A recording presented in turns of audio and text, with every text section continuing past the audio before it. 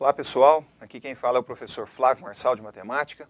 Estou aqui mais uma vez, dessa vez para a gente fazer um breve comentário aí sobre a prova de Matemática da segunda fase desse vestibular da UFO, julho de 2013. Bem, com relação ao nível de dificuldade da prova, comecemos por aí. De fato, o que nós percebemos nessa prova é que o nível ele deu uma subida em relação à prova do ano passado e em relação a provas de anos anteriores também. Como você percebe aqui na nossa análise, nós temos nenhuma questão de grau de dificuldade fácil, digamos assim.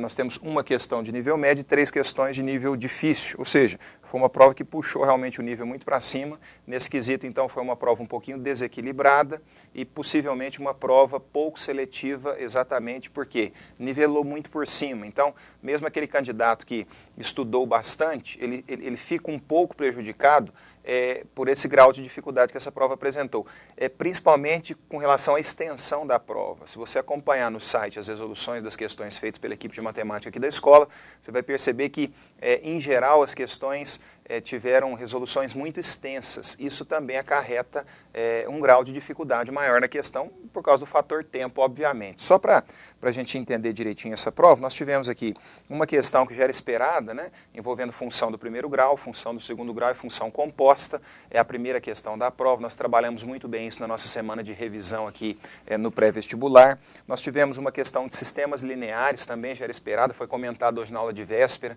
Por quê? Porque são assuntos que não vieram na primeira fase. Então, tradicionalmente, eles devem vir na segunda fase. Tivemos uma questão de geometria espacial, que estava mais preocupada com a forma dos sólidos envolvidos do que efetivamente com cálculos extensos, ou seja, uma questão de visualização espacial. E tivemos uma questão de geometria analítica, por sinal, com linguagem bastante complicada, porque ele usa um conceito aqui da geometria plana, que é o conceito de arco capaz. E realmente isso envolve aqui um tipo de raciocínio de grau de dificuldade bastante elevado. Bem, essas foram as questões que apareceram, os assuntos que apareceram. Alguns assuntos importantes da matemática não apareceram nem na primeira fase nem na segunda fase. A parte de matrizes, determinantes, sistemas lineares, números complexos e polinômios, por exemplo. Mas, de certa forma, isso também já é esperado. Por quê? Por causa do Enem.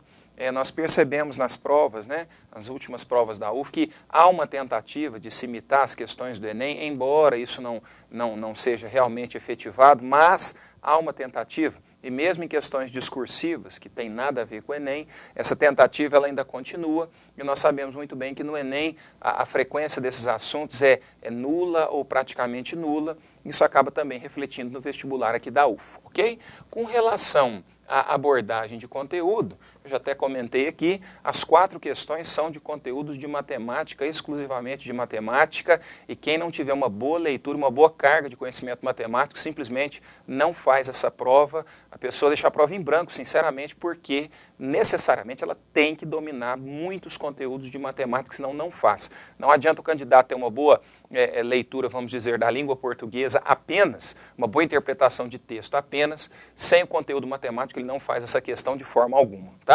Com relação à interdisciplinaridade, como sempre, isso é de praxe zero. Não há nenhuma questão interdisciplinar nesta prova.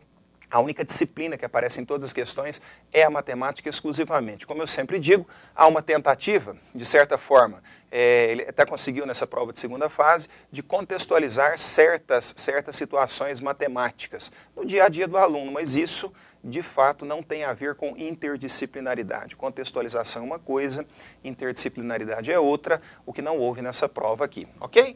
Pessoal, então, resumindo, essa prova teve um grau de dificuldade alto. Quem não sabe matemática mesmo quase não faz. Essa prova, os assuntos que apareceram foram muito bem trabalhados aqui na escola durante o semestre e também especificamente nessa última semana de revisão, nessas últimas semanas de revisão e na nossa aula de véspera.